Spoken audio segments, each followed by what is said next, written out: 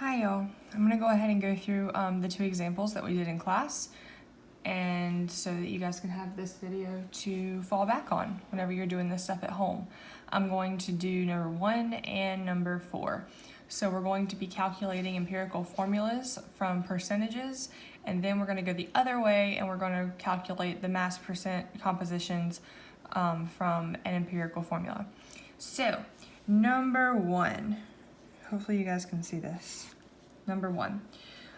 What's the empirical formula of a molecule containing 65.5% carbon, 5.5% hydrogen, and 29%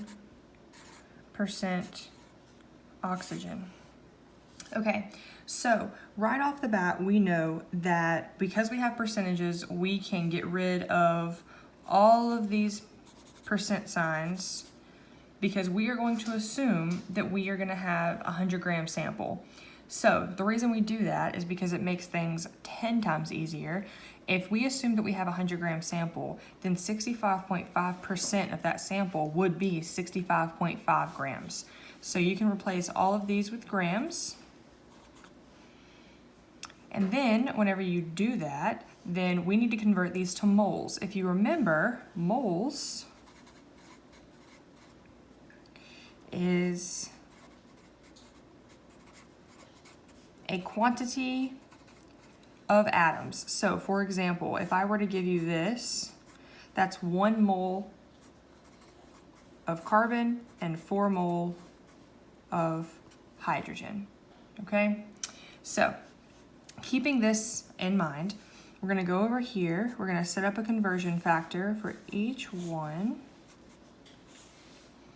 Now, throwing it back to first quarter with dimensional analysis, if we want to cancel something that's on top, we need to put it on the opposite side. So we need to put all of our grams down at the bottom, and our goal is to convert to moles. So we're going to put moles up at the top. Sorry if you can hear my son in the background.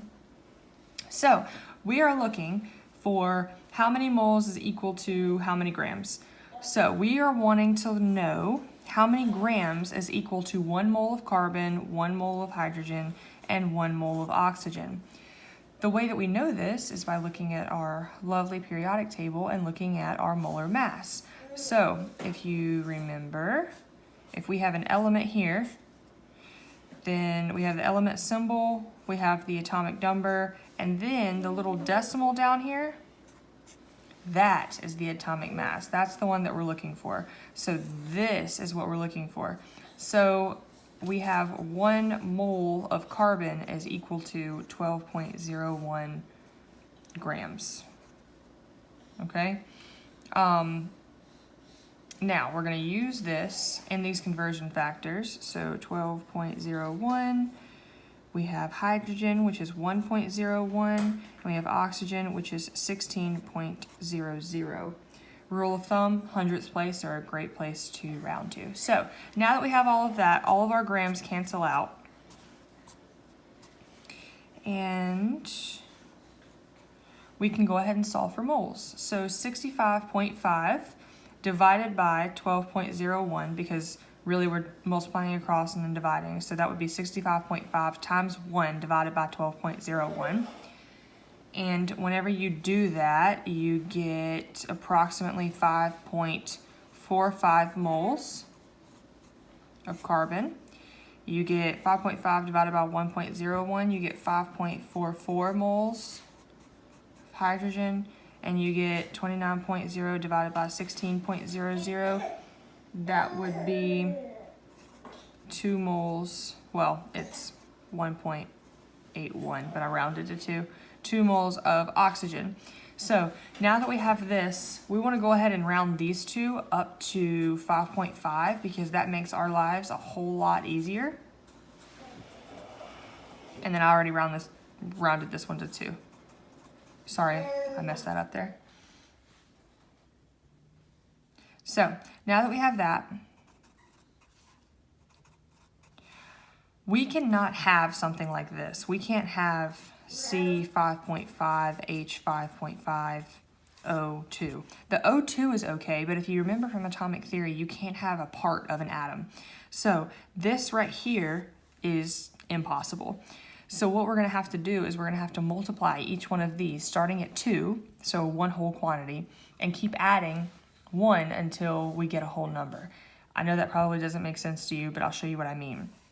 So 5.5, we're going to start at 2. So we're going to multiply by 2. Luckily, that gives us a whole number, which is nice. But if it didn't, we would multiply by 3. And then if that didn't, we would multiply by 4. So whatever you get, if you're working through these examples, if it's like 1.3 or something, then 3 is going to be the magic number for you. But you're going to have to keep multiplying until you get a whole number, because our goal is a whole number of moles. So we can do that to all of them, because what you do to 1, you have to do to all of them. So if 3 would have been the magic number up here, then we would have had to multiply each thing by 3. So 2 times 2 is 4. So our final answer would be C11, H11, O4. And that is our final answer. And the reason it is our final answer is because that is also in the simplest form. Hopefully, whenever you go through this stuff, then whatever you get will be in your simplest form, because our goal is to find the empirical formula. Okay, so that's the empirical formula 1. So now I'm going to go through the percent composition.